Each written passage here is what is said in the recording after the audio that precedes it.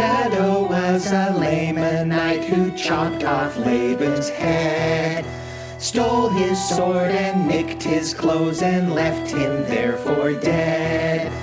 All because of inner voices talking in his head. Kill this man or your posterity will be pigmented.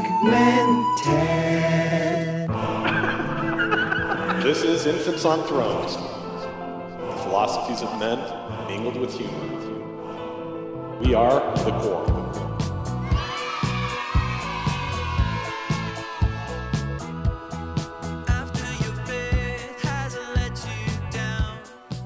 Welcome back to Infants on Thrones.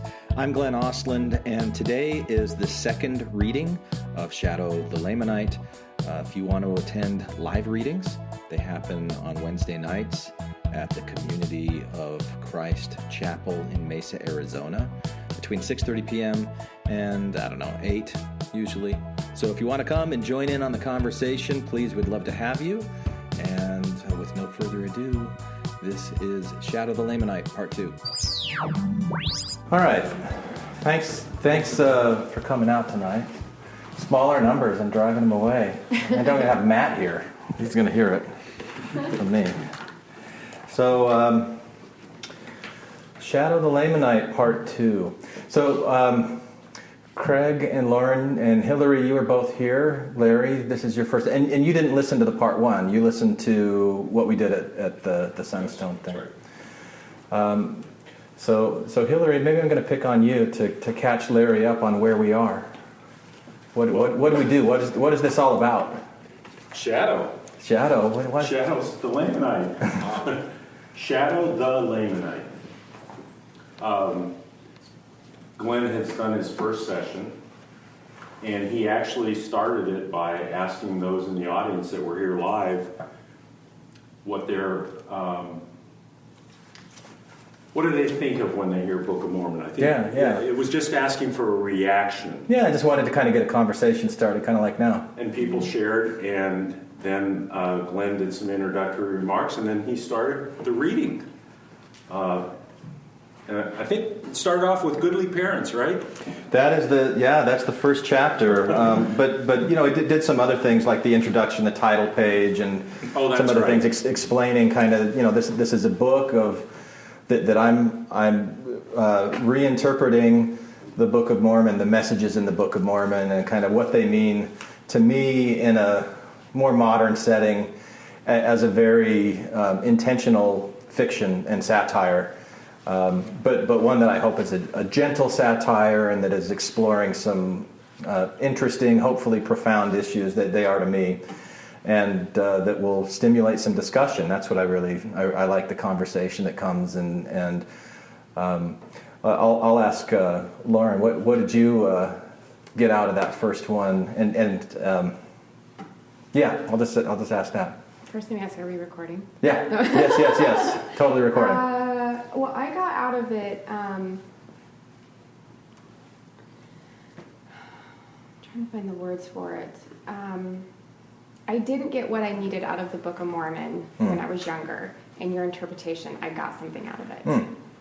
What I feel like I should have gotten out of the Book of Mormon, but it didn't have the capacity to give me what I needed. Yeah. And definitely you're in a different place now than you were as a kid, and it's presented in a different way. And yeah, I think that my intuition was very strong as a child, and I was taught to ignore it. And taught to ignore your intuition. My intuition. Yeah. I think that the focus was more on here are all of the rules that make us separate from everyone else. Yeah. And I think that I came into this world kind of with this built-in knowledge of we all have this intuition and we're all given this, but I shut it off. And listening to your interpretation reintroduces that. Okay. That's what I got out of it, I guess. Cool. And Craig, I'm going to pick on you too. Okay. Well, I liked your exploration of the theme of the shadow and the light and how it could be seen, the battle between these two civilizations could kind of be seen as the way that we kind of all battle with our own our own internal struggles between anger and hatred and love and compassion, and so the storyline of the Book of Mormon really kind of playing out as a metaphor for what we struggle with internally, and yeah, cool. Yeah, I love that. So we did the first 2 chapters last time, and do you remember what, like, in the narrative where we are? Ted, yeah. That's what I remember, Ted. Yeah. Nephi's little brother Samwise, who he just calls Ted. Yeah. I think that we left off after, his dad went into a tent. That's right. Yeah, he was living in a tent. Yeah, so they've left Jerusalem, been commanded to leave Jerusalem. He named the river Laman and the valley Lemuel, and right. Nephi talked about this. There was the bit about Lehi getting angry at Laman and Lemuel because of all their complaining, and Nephi recognizing, oh, that's shadow too. And anyway, so that's where we are. So now we're going to start with chapter 3, as they're in the wilderness, and there's been some talks about visions and dreams. So verse 1, and it came to pass that after I finished my deep meditative conversing with my inner self, a.k.a. the Lord, I went to my dad's tent to see how he was doing, because I'm just an overall considerate person like that, especially during those times when my energetically evolving divine inner self is more closely integrated with my biologically evolved meat puppet ego self.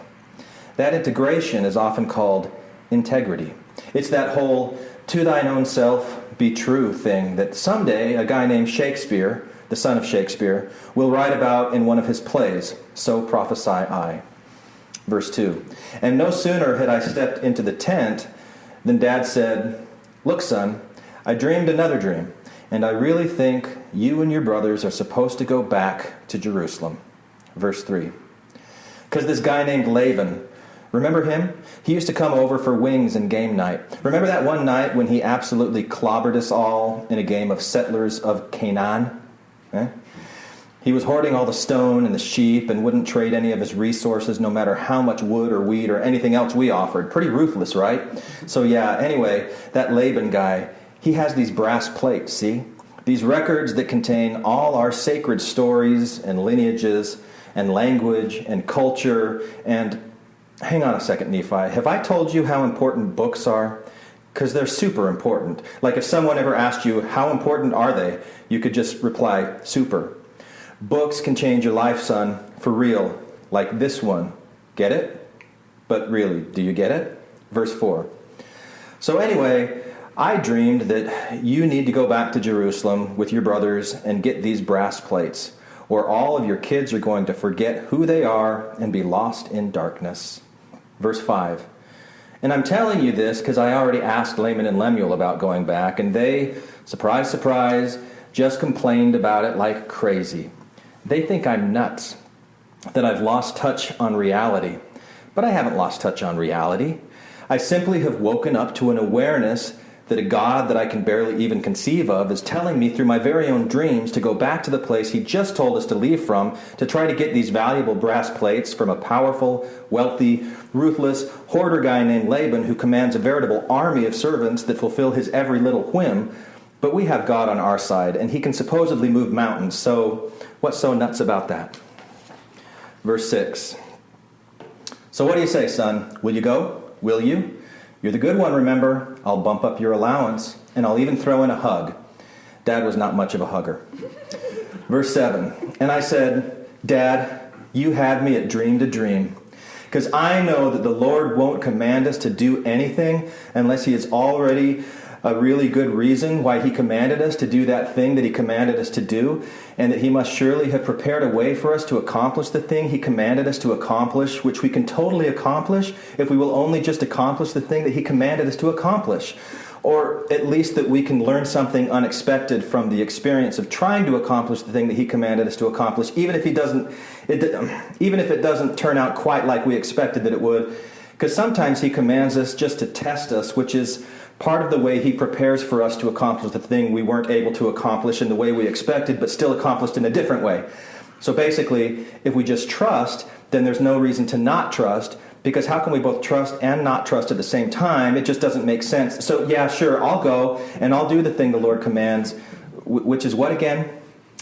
Did you all get that? Memorize it, kids. This will be one of your favorite scripture mastery scriptures one day. And just wait till you hear the primary song that goes along with it. I sang it word for word over and over again all the way back to Jerusalem. My brothers totally loved it. Verse 8. And it came to pass that when I said all these things to my dad, and when he sat through my whole alphabet soup of reformed Egyptian words of a response, he was extremely glad to have put little pieces of cloth into his ears ahead of time, like he had dreamed to do ahead of time in a dream, so as to shield himself from my incessant singing and rambling, while still being pleased that I agreed to go and do without having to suffer through the sound of my own internal mental gymnastics, as I dealt with my doubts and fears without really acknowledging I was dealing with my doubts and fears. And those little pieces of ear cloth, boys and girls, this was how the first earplugs were invented. Pretty neat, huh? So now you know the story has to be true. Verse 9. And so my brothers and me started heading back to Jerusalem, with me singing, I will go, I will do, with unabashed confidence in the righteousness of my own self, smiling confidently, supremely secure in my righteously self-blinding, trusting acceptance of the fact that my righteous self had once again, so righteously, so very, very righteously, met the conditions of obedience through which I had temporarily, once again, earned my Father's muted acceptance and love. Acceptance and love that was confidently and securely delivered to me, by me, once again, sigh, like so many dry-hardened orange Pavlovian fish biscuits in an elaborate Dharma polar bear cage Rorschach attaboy test. Yum, yum. Which confident and secure smile on my self-righteous face made Laman and Lemuel start searching for the perfect size rods with which to thoroughly smite me. Bigly. But we'll get there. Verse 10. And so when we finally got back to Jerusalem, we asked each other which of us should go ask Laban for the brass plates. Verse 11. And since each one of us touched our noses at exactly the same time, yelling, "Not it!" we decided to draw straws from the pile of nearly rods that my brothers had collected for my imminent smiting, but that were actually too small and flimsy to effectively smite me with. And the idea of shoving them up my fingernails to torture me hadn't been invented yet, so we picked from those straws, and Laman chose the longest straw, which was also the last straw, which is where the phrase last straw comes from, by the way, yet from us. More proof that this fiction isn't really just a fiction. Which meant that Laman was the one who had to go talk to Laban. Verse 12. So he did. Verse 13. But Laban said no, and called my brother a thief, and threatened to kill him if he ever saw his face again. Verse 14. And Laman came back to us and shrugged, saying, well, I tried, but clearly it didn't work. I guess Dad isn't all that inspired with these dreams after all, just like I thought. So let's go back to the wilderness now, fast. Verse 15. But I was all, no way, because I made up this little song about going and doing. Here, let me sing it for you. And I started singing the go and do song again, verse 16. And they were like, no, please, anything but that. Fine, let's try again. Verse 17. So you see, the Lord did prepare a way for them to do what he wanted them to do, I guess. And we all went back to our old house and gathered all our gold and precious things, which were just sitting there, with our cat, who had zero interest in going with us into the wilderness, and had decided to just stick around and be destroyed along with the entire city of Jerusalem, which destruction was sure to happen any day now. Stupid cat. Verse 18, which was why Dad took us into the wilderness in the first place, to avoid the destruction, not because of the cat. Well, not completely. I mean, he never really liked the cat. So yeah, sort of that's why he left, but there were other reasons too. Verse 19. Like that we had to get away and get the brass plates out of the city before they got destroyed too. Because we needed those brass plates so we would never forget who we are or where we came from. Remember that one, actually. It's actually vitally important that you never forget. Again, maybe you already have forgotten, in which case you'll have to remember first who you really are and where you really came from. Wickedness and fear and shadow will try to make you forget or keep you from remembering or make you think that it's just unknowable. It's their little meat puppet self-preservation tactic. Verse 20, but that bright, eternal, quantumly conscious, energetic inner self inside of you, that piece of you that is pure and eternal and is living this life to find joy in new experiences and growth, That eternal spark of energy that is connected to God and that is God, and that scientists will someday identify with Einstein's unified field theory, and that George Lucas will call the force that animates all living things, and that Yoda will refer to when he says, "Luminous beings, are we? Not this crude matter." Trust me, it will happen, so prophesy I. That eternal part of you that knows who and what it is, even if your meat puppet selves don't yet. Because they're just one of thousands of meat puppet masks that your soul has worn over millennia. And this particular version is threatened by those and that truth and chooses to remain in peaceful, ignorant bliss about it. Remember when Joseph Smith said that if he told everybody everything that he knew, they would seek his life? This is part of what he meant. Of course, you won't find any of this in the brass plates, but you will learn from those how important it is to remember who you are and where you came from. That will be your key in your ongoing battle against Shadow. So let's get our stuff and take it to Laban and convince him to trade for the brass plates. Verse 21. And after this manner of language did I guilt my brothers into not being such whiny little wussies. Verse 22. So we stopped by the old house and got all of our valuable things. Verse 23. And then headed back to Laban's place. Verse 24. And we offered to trade all our stuff for the brass plates. 25. But he said no. He still wanted our stuff, of course, so he just took it, and then he sent his servants after us to kill us. Verse 26. So we ran and left all our stuff behind. Verse 27. And we hid in a cave outside the city. Verse 28. And Laman and Lemuel were mad, but also sort of happy, because now they could start smiting me with their rods. Verse 29. But then the most amazing thing happened. An angel appeared and told them to stop smiting me. I know, right? A real lady angel. Imagine that. And the lady angel was all like, "Why are you smiting your younger brother?" And they were all, "Because he needs to know his place." And the lady angel was like, "Don't you know he's way better than you guys in every conceivable way?" And they were like, "Nuh-uh." And she was all, "Uh-huh. God has totally made him a ruler over you because he's good and you're bad." And I'm all, "Angel, please, could you tone it down a bit? This isn't really helping." Verse 30, so the angel left. Verse 31, and as soon as she was gone, my brother started smiting me again. Yeah, I don't really get it either. I guess their shadows were just so powerful, and their fear of Laban was so strong that they couldn't even see the forest for the trees, even when those trees came in the form of a freaking lady angel. Their shadow rage and jealousy and wounded pride just blinded them to the reality of what they had just experienced. So maybe that's the takeaway here. And that's the end of chapter 3. All right. What did you think of chapter 3 of the book of Shadow? I love the journey that he goes on, rationalizing why they have to do this thing because they have to do it because the circular logic and do the things that the Lord commands. Yeah, into a circle. Yeah. Yeah, it almost reminded me of the bargaining stage of the grief process. Yeah.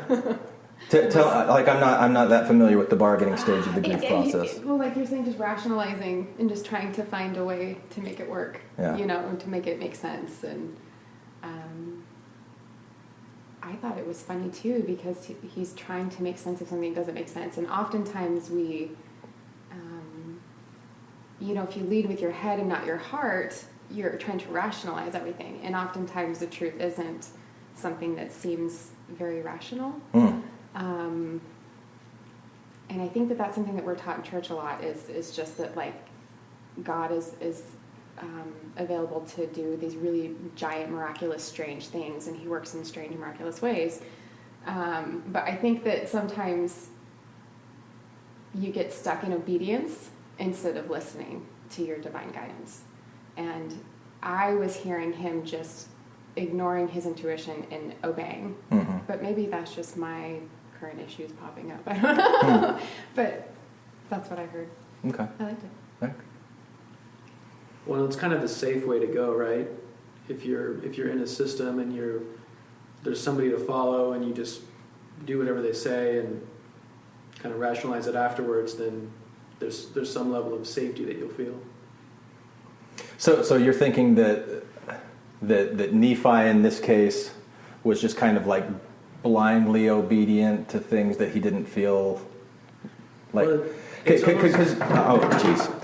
So this line between him listening to his inner voice and being true to that, or listening to something that somebody else is telling him to do and he's just doing it for that, do you think that's the struggle that he's dealing with there, and he's trying to make this outside thing part of his inner voice, or do you think that it is, or is that just something that I'm thinking about and you're not? Possibly. I just think that it's like, it's easy, like obedience is an easy thing to do for people who are not curious. Who are scared. Yeah, well, it's just like it's a lit path, and especially if it's a generational thing that you're involved in, and family, a patriarchal family obviously kind of falls into that, where it's like, even the reference to the need to go get these records of this is where we came from and this is how we do things. It's very hard for people who are curious to feel comfortable or what's the word, satisfied in life doing that. So Larry, what do you think? Is this what you thought you were walking into? I had no idea. But, it does kind of reveal to us the dangers of obedience theology. Because what obedience theology does is it lets me off the hook. I can blame God for everything that's great, and then I can be blamed that I'm not faithful enough when it doesn't turn out so well. And that's really one of the dangers, I think, of the Book of Mormon's message, that we've got to unhook from what it really means to have other people give witness to who Jesus was. It also means that we have to unhook what is a divine inspiration from just sometimes that gut level feeling that this is just what I have to do. And neither are wrong, but we're punished either way, by culture, by family, by our faith tradition. And so when we're going to unhook, the danger is then you feel untethered, so then what do you believe in? And so this is a way, I think, for me to be able to take responsibility for how I perceive God, take responsibility for what I believe others have received as inspiration, but I don't have to make it my own way that I have to follow as well, which is a lot of where I think some faith traditions, even though they talk about agency, they really don't mean it. Because if they did mean agency, then obedience theology would have been gone centuries ago. And that's the tension we live in, even today. Is that if I'm inspired by God, I have, I have the agency to follow. If Nephi was inspired by God, Nephi has the agency to follow. The way it's constructed, though, is if you do it, everything works out. If you don't, you're screwed. And that's not how I perceive God. So I'm always in a disconnect with that. Would you tell this part of the story in a different way? No, I wouldn't tell it in a different way. What I want to affirm is that we each have to use our voice of faith to understand what we're encountering of the divine. And by using our voice of faith, we are asking the difficult questions that I think faith pushes us toward. Faith is not blind obedience. It is the challenge to say, that's crap, or I don't get it, or you know what, I am so confused by all this right now, I just need to stop. That's faith. Not just, don't push on. And this is kind of highlighting that faith is actually the courage to say, really? Is this something that could happen? And if I don't believe it, does that mean I'm faithless? Or am I exercising my agency to say, yeah, I don't see it that way? And then can we engage in the conversation about what it actually means to honor God within all of us? you have anything to add to this, Hillary? Just that it's brilliant on your part. And the fact that you mentioned wings as part of the menu. Yeah. You just have that part of it is divine. That is divine. Yeah. Because that's Larry's absolute favorite. That's food. communion for me. Yeah. Wings. Well, Did you see him move when you said wings? I didn't. No. Oh my God. But I'll have to share with you later on the word of wingdom that I wrote, because there are telestial degrees and terrestrial and celestial degrees of consuming wings. Absolutely. Oh my God. Be to God. Yeah. Yeah, I'll find that and read that one of these nights with it. And the cat thing was hilarious. Oh yeah. The cat. Yes. You know, like one of my favorite parts in listening back to the first one was when you laughed, Lauren, at the like weird dream with the hillbilly stuff. I'm like, all right, I need to put more of that in here. That kind of like bizarre non sequitur stuff. All right, chapter 4, and I'm still kind of interested in, like, I don't know how to put that in with this narrative, the obedience theology in there, because there's, like there's been times, of course, as a kid, I totally related with Nephi, and like, that's who I'm going to be because that's good. And then when I was older, I related with Laman and Lemuel, because I'm like, they're the ones that are thinking this through and going, this is stupid. We just came from this place. Why, Yeah.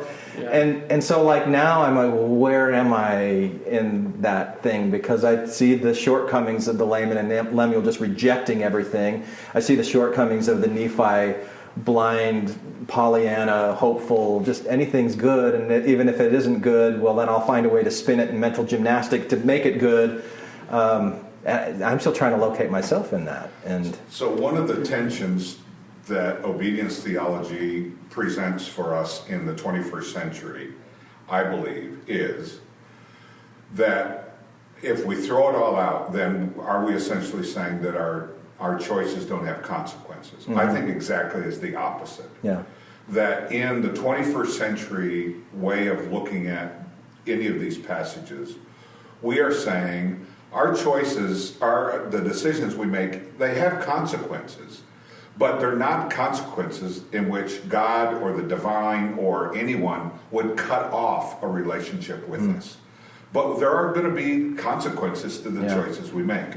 Obedience theology says there are no consequences. You're damned. yeah, Or you're blessed. Yeah. And we, I think today, without being rational, in the 21st century, there's a continuum of how we encounter that understanding. Yeah. And so, I make poor choices all the time. I screw up all the time. But I still never separate myself from the reality that even in that, I'm still loved. Even if I don't love myself, I have to accept God loves me. Mm-hmm. But there are consequences to my decisions.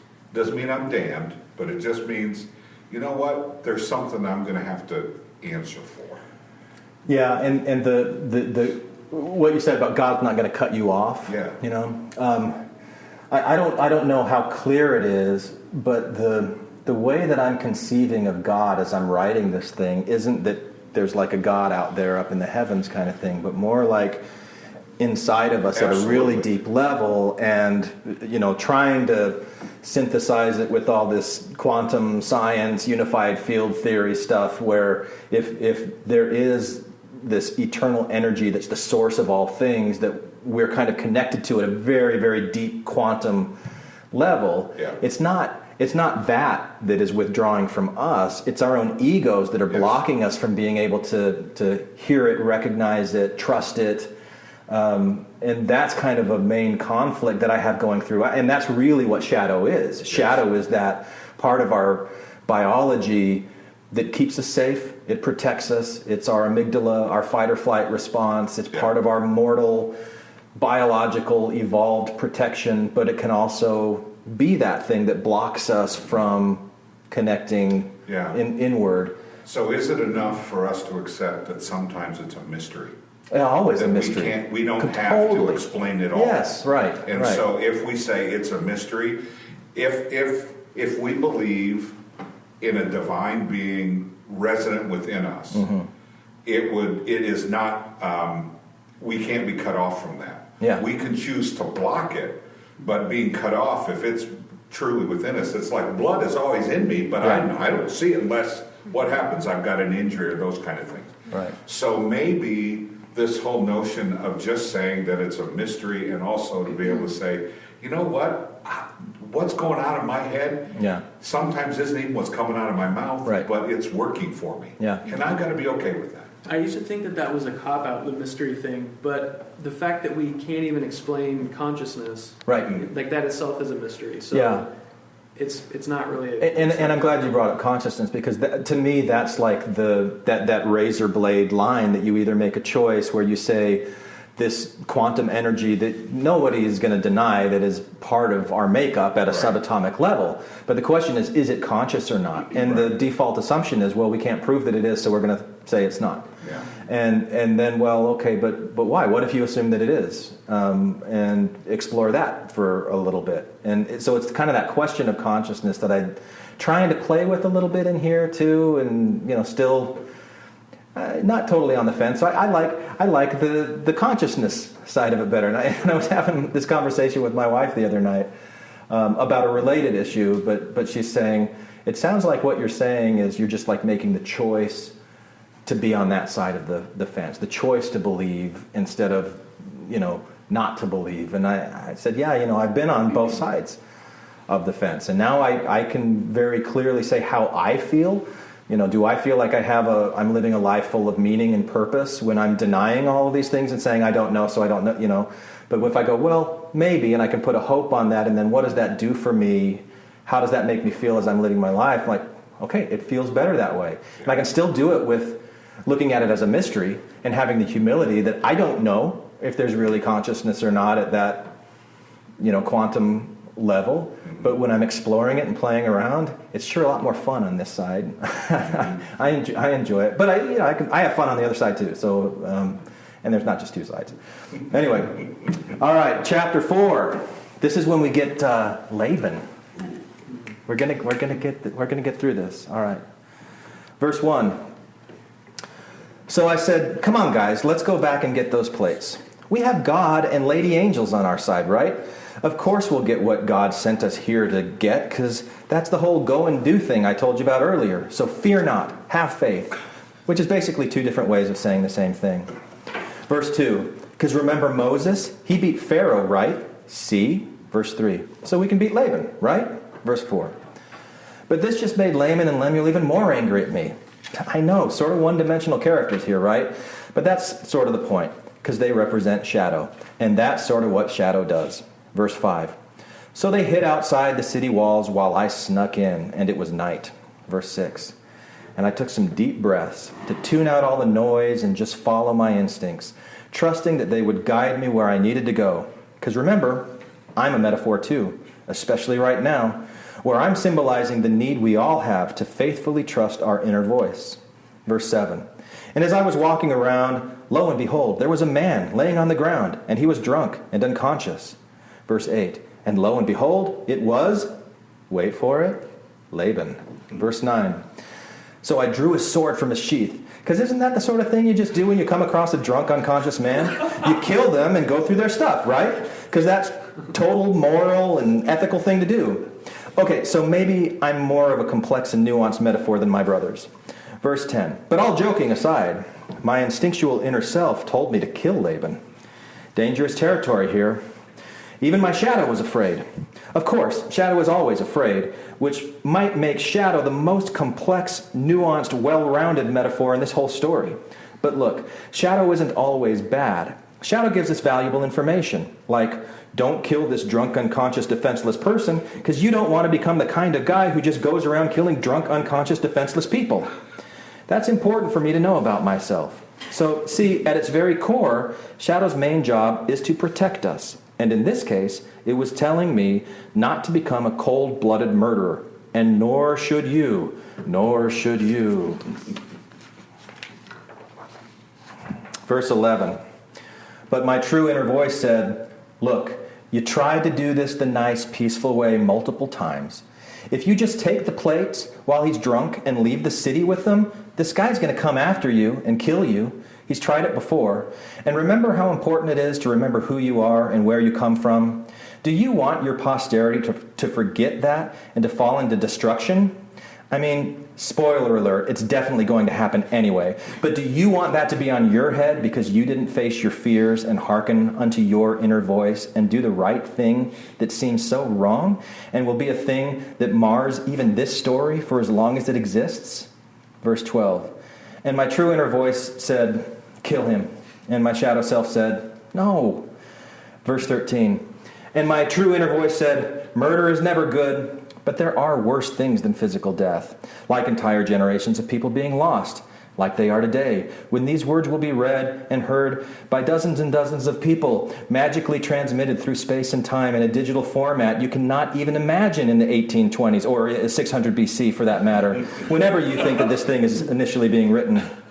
People must wake up to who and what they really are. People must remember the connection they have to each other and to all life on this planet. People must make hard decisions and kill certain bad habits that keep them in comfortable denial of who they really are. And that is what Laban represents, you see. So in that sense, it's far better that one fictional man in a fictional story should be murdered by another fictional man in the same fictional story than for an entire nation to dwindle in unbelief about who they really are and bring destruction to themselves and to the planet as a result. Verse 14, he had a point. Verse 15, an important point. Verse 16, a point that hopefully has not been lost on you readers. Verse 17, sometimes we really have to carefully choose between the lesser of two evils. Verse 18, so I did it, off with his head, with his own sword, poetic justice, I suppose. But I took absolutely no joy in it, and I pray that I never have to face such a difficult decision again. Verse 19, and in some ways, I guess I was doing him a favor, because, hangovers can be really uncomfortable. And now he didn't have to worry about waking up to a massive hangover the following morning. So, after mercifully ending this and all future potential headaches, I quickly and thoroughly sponged up all the blood gushing and pulsating and burst from his neck, and ran his clothes through a quick but heavy-duty wash cycle. With God, nothing is impossible, right? And then I put those clothes on me. Verse 20, and after I dressed up to look like Laban, I went to his house to get the brass plates, and Laban's servants saw me. Verse 21, and he thought I was Laban. Verse 22, and he spoke to me as if I were Laban. Verse 23, and I summoned my inner Wonder Woman powers and spoke back to him in Laban's own voice. Oh, why couldn't I have used a golden lasso instead of that sword? Verse 24, and I told him to get the brass plates and bring them to me. Verse 25, and he did. Verse 26, because I totally fooled him. A big, awesome, divinely sanctioned lie, and he followed me with the plates.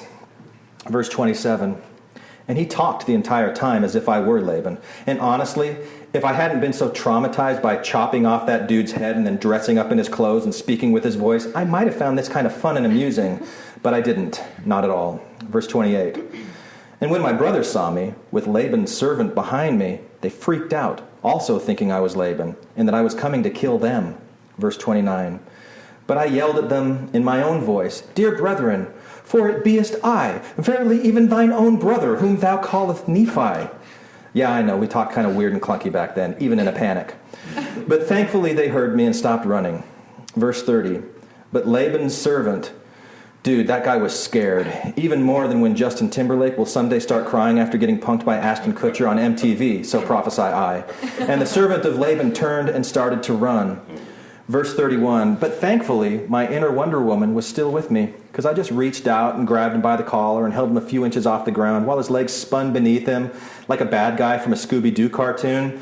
Another future thing, trust me. Rousers, Raggy! I just wanted to do that. Verse 32, and the servant's name was Zoram, and I told him that if he listened and trusted what I told him, and keep in mind, this is a metaphor for listening to and trusting your inner voice, and to those who listen and trust their own inner voices, that he would be safe. Verse 33, and I promised him that if he came with us into the wilderness, we would spare his life and treat him like a brother. Not like a smite you with the rod even when a lady angel tells you not to kind of brother, but you get the gist. Verse 34, and I told him that even though he really didn't have any good alternative options, we were the good guys on God's side, and didn't he want to be a good guy too? Verse 35, and Zoram agreed, because really, how could he not agree? And he could clearly see my Wonder Woman powers in full display. 36. So off we went, with the plates of brass and a new best friend who we never imagined would ultimately father an entire race of people that would become so self-righteous that they would build a powerful, beautiful death trap called the Rammy-umptum. Da-da-da. And that, my friend, is called foreshadowing. Foreshadowing the Zoramites. And that's the end of chapter 5. So, thank you for the smattering of modest applause. So Hillary, last time you said that one of the reasons that you didn't like the Book of Mormon because with all of the head smiting. Smoting. How did you do with this? I liked your description. I felt like I was there. And you liked that. Okay, that's creepy. Actually, Glenn, what I have is a lot of homework. I'm going to go back and get it and compare it. Because that's what's inspired me, and I hope it does others to go back and give the Book of Mormon a second look. Because a lot of folks have left it. Yeah. Left it on the shelf. And you brought new interest and new insight, and just the clever nature of how you're expressing it is just so appealing. Whether it's just playing with it, just having fun with it. The blood's coming out after the headaches went away. I mean, well, did you ever see? There's a movie that somebody in the Mormon Church made several years ago that was like the Book of Mormon Volume 1, and it's painfully hilarious to watch. Oh, the live action one, right? Oh, yeah. That you guys did. Yeah, we did an episode on it. It was actually, we did it towards the tail end of the Mormon Expression days, but it was a lot of those of us that would go on to become infants. And that movie's just hilarious. And there were certain things that, like, watching it, I went, there's no way this would happen. What about all the blood? I never thought about that before. The other thing that I kind of hinted at in here that came from that movie was that Laman first went to Laban, and Laban said, no, and if I see your face again, you're dead. And then when they went back the second time to, like, give him his stuff, it's almost like Laban's like, oh, who is this new person that I've never met before? In the Book of Mormon narrative, at least. But then when you watch this on the movie, they had to, like, put masks over their face. You know, they were like banditos from the Wild West or something. And it was like, that wouldn't raise some suspicions for Laban that these masked men are coming in and, like, you've never met before. Do not look at the face behind the mask. You know, it's just like so much. It was so funny. That's kind of why I chuckle, Hillary, when last time you're like, I just want to see this in a movie. I'm like, oh, no way. No. As soon as you do that, it breaks the spell. You know, it's just like, oh, no, that would never happen. That's impossible. But, yeah. Cool. Well, I'm glad you liked the Laban thing and you want to go back and re-explore the Book of Mormon. I don't know what's going to happen when I get to 2nd Nephi, but I'll have some fun with that too. I think. You know, there is I haven't seen the movie yet, but the Disaster Artist, the James Franco movie that was made about the movie The Room. Are you guys familiar with this? I know that there was this movie with James Franco, but I don't know anything about it. Yeah. It was like the worst movie ever made. Oh, right. So when you watch it, it's super funny. So they made a movie about this movie. So I don't know. Maybe there could be an opportunity still in the works.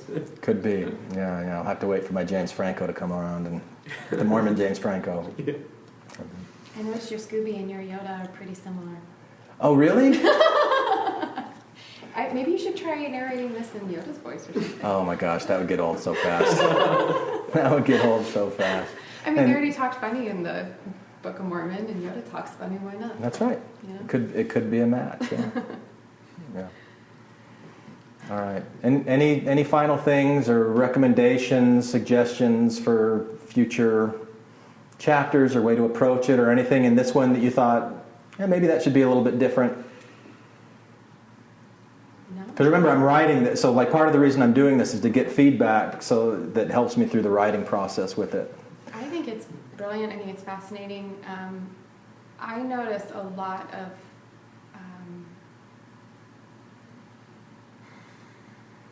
I guess this there's a lot of this that's reflecting on me. So I don't know if this is too far off or not, but I thought it was really interesting. I'm the rescuer type of personality, and so being raised in the Mormon church, you're taught to rescue everyone, that you have to be a missionary, you have to save everyone else's soul. Yeah. And coming out of that, I realized that I'm responsible for me, you're responsible for you, my mom's responsible for herself. Nobody can fix you but you, and that you have to save yourself. And what was interesting was, Nephi was going out and doing all this to save how many people in his mind that needed to be saved. So I guess it's just interesting because that's like me, to want to go and save and rescue everybody and do these giant things to, save everybody, not for me, but for them. But it's all fear-based action, and it has nothing to do with yourself, and you're, putting all that energy outward instead of inward. That's interesting, and it makes me think I want to give Nephi at some point an existential crisis. So that he starts thinking less about saving everybody else and really turns that inward about, his own lost and fallen state and what that means. And I don't know if this is too far off or not, but kind of continuing on what you're talking about with just obeying, obedience theology.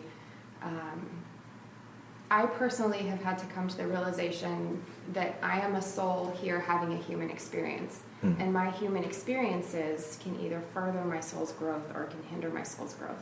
And the human experience, the ego, is what gets in the way, or shadow. Yeah. And I find that our negative human experiences that get stuck in us are what keep us from growing. And so, when I listen to this, it sounds like Nephi and everybody else is so worried about everything outside of themselves instead of looking inward and trying to rescue themselves. So this entire time I'm just thinking like, dude, go home. Take care of yourself. Everyone will take care of themselves. Yeah. But again, that's my stuff that's getting reflected with the story. No, thank you for sharing that. Like when I do get, and I think this is second Nephi, when I get into there must needs be opposition in all things stuff, one of the things I want to explore is kind of what you were saying, and asking the question, if you're looking at eternal progression as souls that are either improving or not with each lifetime, is that really what's going? Because I think there's a value to that opposition, a value to even the Laman and Lemuels in the world, and things that they're learning and they're getting out of it, even though it just seems like they're obstinate and they're not progressing forward. But there's stuff that they're having to deal with too, and that there's a value in that maybe isn't that easy to recognize. The reason I like that idea is because I want to become less judgmental of people, and just kind of like accepting the things that are, and I know there's a danger in that. And what about the people that are horrible and they need to be stopped? And but I think that just happens naturally. I don't think that's really anything to worry about. Yeah. What is it? Explain what that. What happens naturally? That we will be turned off by people, or unafraid to denounce people that deserve it. You know what I mean? Like it's this slippery slope argument of, well, if you have like this view on moral relativism where anything goes, then right? Is that kind of like what you're? It is. No, I'm glad you brought up moral relativism, because that's really at the heart of the struggle that I'm having with it. Because it's almost a difference between what is and what should, and what is that, like the ought not? Oh, the is and the ought. Yeah, the is and the ought kind of thing. That it's like, well, maybe it shouldn't be this way, but it is this way, and all of the hoping and wanting to change it in the world really doesn't impact that, and maybe that's a distraction from the inner stuff that we should focus on for ourselves. And but again, I don't know. I get really uncomfortable even exploring those ideas, because I can see different sides of it at the same time. But that's why I like having the conversations and sharing it and getting different feedback and working through it. Yeah. I think one of the things that popped up for me in hearing this chapter was, and it's been articulated so well already, in that if we choose to respond in a particular way, our motivation can be, I'm earning brownie points for heaven, or I'm doing this just because I think that's what a good person does. Yeah. Or when we see injustice and brokenness and violence, we stand up and say enough, that this is not what should be happening. The motivation for us is always that moral compass. And I think in this particular case, the backstory of trying to get these plates so that the story can be further, sent out and lived out is kind of a motivation about why it has to happen in whatever way it's going to happen. Mm-hmm. But today, is it fair for us to accept that I live a life that is hopefully morally grounded because I think that's the way I should live my life? And when I see someone that has a need, or I see someone that is doing something that I find to be an injustice, I have an obligation, I think, to be able to say, hey, that's not right the way you treat that individual or that situation. And when you have a culture that, hey, you can't tell me what I'm doing because you're infringing on my rights, you're actually going against the very nature of what it means to have a moral compass. Right. And so we have to accept responsibility for that. Now, in church speak, that's called salvation, right? I'm going to do this because I want to make sure that if I tell you about the gospel, if I tell you all these things, ding, I've got a star, and I'm moving on up. Yeah. And if you don't accept it, I'm sorry, boom, you're going someplace else.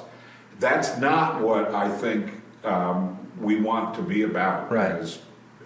For me as a disciple in a Christian context. Yeah. Because I value the fact that my Buddhist monk friend says to me, when she closes off an email with deep bow, and may you be wrapped in a blanket of shalom.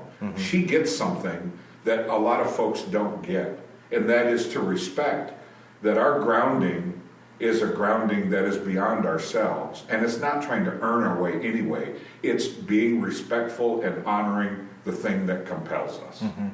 And sometimes I don't know that we always get that message. And the Book of Mormon gives us an opportunity to wrestle with that question. Sure.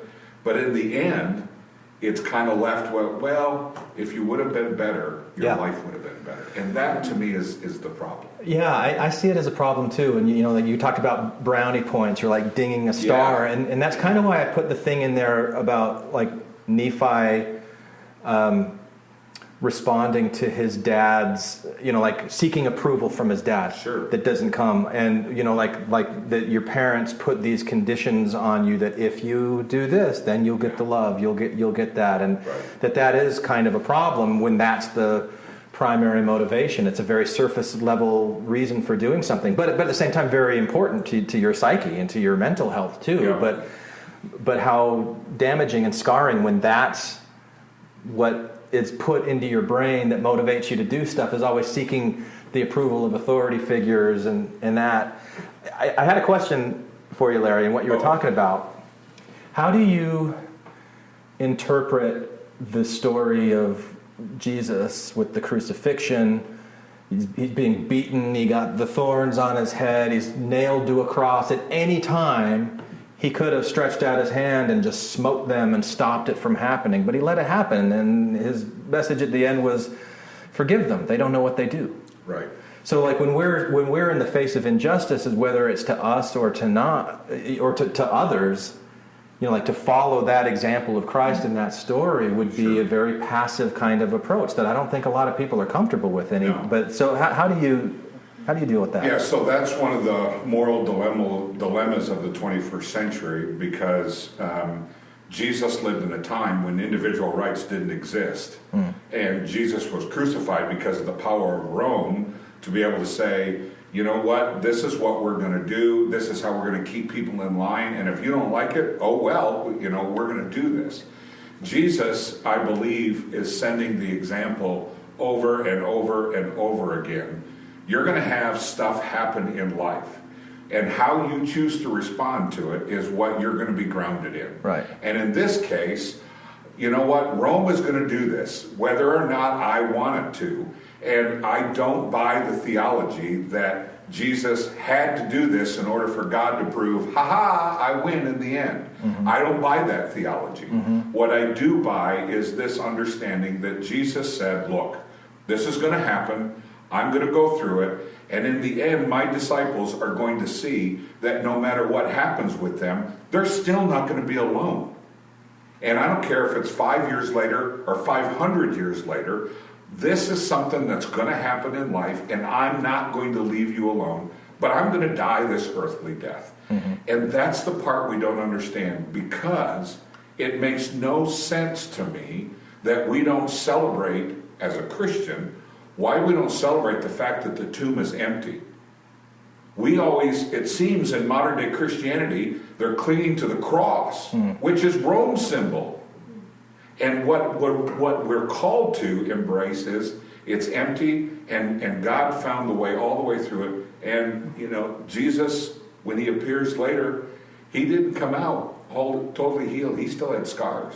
The wounds were still there. And he asked them, can you accept that even in my woundedness, I'm still whole? Big question for us today. Yeah. Because if we're not all together, will you still accept me? If I'm an alcoholic, are you going to kick me out of your church? Yeah. If I'm a drug addict, if I've been abused by my husband, or, all those things, will you kick me out? If I'm not whole, will you accept me? And that's exactly the opposite, I think, of what I believe Jesus has said to us throughout all the gospel accounts. It's not your wholeness that makes you worthy. It's your willingness to say, I don't get all this, and I make mistakes, but I'm willing to follow. Yeah, well, that's beautiful. Amen. I mean, that's unconditional love, right? Accepting even though you're not whole. It is, but one of the opportunities of unconditional love, and I'm doing some self-confessing here, I struggle with loving myself every single day. Yeah. Because I'm like, dang it, I shouldn't have said that. Or, why did I make that decision? Or, gosh, I know this needs to happen. And so loving myself is to accept that in the midst of all those questions, I'm not a screw-up. I just made that decision. And that God, what I call God, is forever saying to me, hey, dude, it's okay. We're going to work this out. Things are going to happen. Now, if I break the law, then there are consequences for that. If I don't follow policy, there are things that are going to happen to that. But every single day, that decision about, do I actually love myself enough to be able to accept that? It wasn't until I was completely broken by divorce that I began to understand what it meant to have to love myself first. Yeah. And that acceptance led me to a deeper understanding of what it means to appreciate, to value, as Henry Nouwen says, the life of the beloved. Yeah. He says, every person lives more under the curse than they live under the words to hear, you are my beloved. That's profound. And in a modern culture, in the Western culture, belovedness is rejected because, hey, you're not tough, or you don't have the answers. And yet, in the midst, I think, of who we really are, at the deepest core of who I am, it's every day, can I embrace my belovedness by God just as I am? Yeah. I'm glad you brought up that self-love deficit, because that's been a prominent theme that keeps coming up for me for the last several months since we interviewed Ross Rosenberg for the Luminous Brain podcast, and I started hearing about going from self-love deficit to self-love abundance. And that's one of the latent motivations behind exploring this idea of shadow through the Book of Mormon, Shadow the Lamanite, because I have this suspicion that shadow is part of what keeps us in a state of self-love deficit. And so if I can, so I'm glad that I'm recording this and I can go back and I can listen to what you said, Larry, and think about it more, because if I can integrate that more into the writing here, where one thing that people might take out of this is a recognition of the need to love themselves more, and even some steps on how they could get to that, or at least start that, or find a place to start that I would feel really good about that. So thank you for sharing that. Yeah, Laura. So Ryan has this really great way of explaining how the Mormon God is presented as Okay. type A narcissist. Mm. And so I grew up with a narcissistic father. Mm-hmm. And so having parents who followed a narcissistic God, in my view, or type A or conditional love, they followed that example. So then I feel like a lot of my self-love deficit comes from believing, I used to believe in a God that was conditional with his love. And I then felt that my parents' love was conditional. And so if you feel like your parents' love is conditional and that your God's love is conditional, how do you ever learn to really love yourself? Right. And so I had to come... If you're not meeting all of the conditions all of the time. Exactly. So basically all of the you have to be impossible things to perfect in do order all to of the be time. loved. Yeah. Yeah. And I came to the realization one day that I was still applying a lot of these things to a God that I didn't believe in. Mm-hmm. And so when I started figuring out who is the God that I believe in, what's that personality like, because I was raised with this personality and I don't like those conditions. Mm-hmm. I don't think that that's how my God works. You know, that you have to do XYZ in order to get into heaven, or you have to do XYZ to see your family again, or that's I don't believe in that. So a lot of my self-love deficit became from me me following the rules of the God I didn't believe in. Yeah. And I'll want to talk to Ryan about this more at some point, because I definitely see that in there. I think if you look really closely, you'll see that the LDS God, and I want to be sensitive to my Community of Christ brothers in here and separate the LDS God from Community of Christ God. I'm not as familiar with the way that you view God, but... Do you want us to come sit over on that side? No, we're perfectly separated. Okay. We're perfectly separate. But I would suspect that the LDS God is kind of an amalgamation, that there are narcissistic elements to it, and then there are probably other non-narcissistic, because it's really a reflection and a projection of the different leaders that have imprinted, and the different people in the church that that project what they see onto the characteristics of God. And I don't know if Joseph, my suspicion about Joseph Smith is that he started off with not a narcissistic God, but as it became more important to maintain power and to solidify power, and doing that through priesthood and obedience, that it became this tool and this mechanism that especially Brigham Young and others like him who were narcissists that were able to manipulate Joseph and kind of turn Joseph against himself in ways, I think. That's why you would see that so prevalently in the doctrinal explanations of God, because of those men and those leaders that did that to it. And that's what the institution is about today. It's about that obedience theology that we talked about earlier. One of the dangers, I need to own this, from a Community of Christ perspective, I should say, is that we believe in a dynamic, evolving relationship with God, not a static, figured out, locked in understanding of God. Mm-hmm. And so as we grow in our understanding of God, I think our application and struggles with in encountering God change. Yeah. And so when you have a dynamic relationship, the answers are not as easy and they're not as standard. When you have a static relationship, it's figured out, locked in, and this is just the way you go.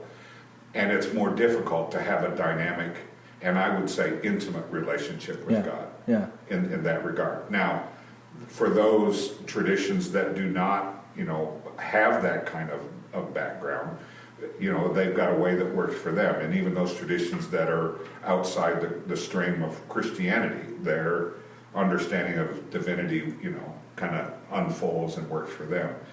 But in many of the traditions, it's something about a living relationship rather than a static, dead relationship. Yeah. And that's a challenge in the 21st century. Again, I keep coming back to that because it puts so much investment in the relationship and not just the rules. And that's a different way for us to live as people of faith.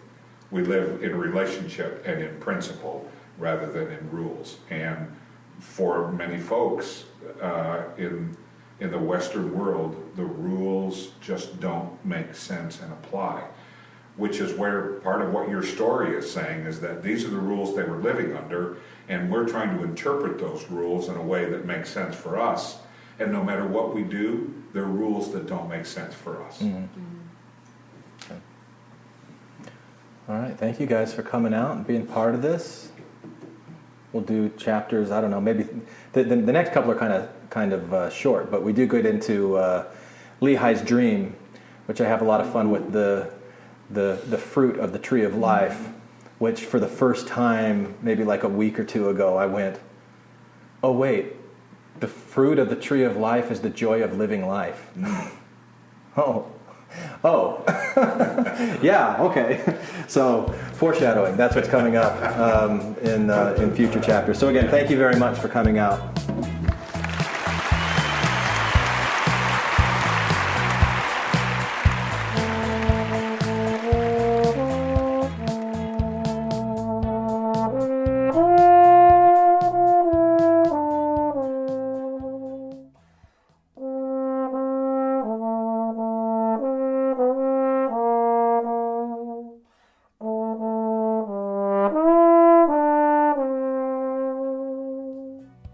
Hi, this is Lindsay from Colorado, and when I'm not listening to Infants on Thrones, I am practicing the hymns and awaiting the day that brass players can perform in sacrament meeting. Well, okay, not really. But you can comment on this episode on the website infantsonthrones.com, and if you really like what you hear, give the quorum a 5-star rating and write a short review on iTunes. I did. Anyone for the closing prayer?